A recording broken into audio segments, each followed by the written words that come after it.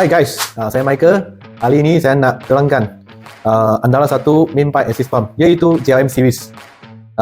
JRM series dia sesuai untuk pasang di rumah anda hingga bawah. Dari main dia menolak air, menampak air tekanan ke atas tangki air. Di sini ada dua jenis, iaitu model JRM 400A dan JRM C400A yang ada cover. Saya nak terangkan kesamaan dan perbezaan antara kedua-dua. Okey.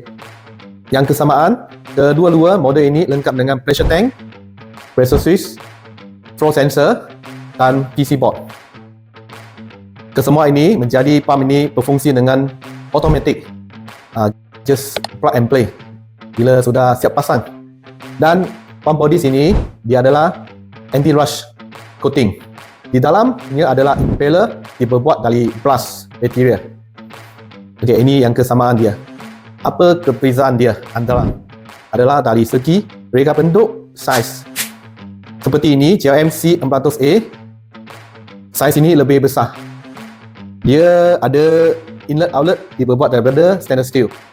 Dan tapak dia design untuk soundproof.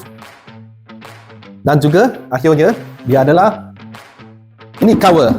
Cover ini banyak tahan rasa dari Sun and Dream. Model ini tak ada cover, dia ada 4 model.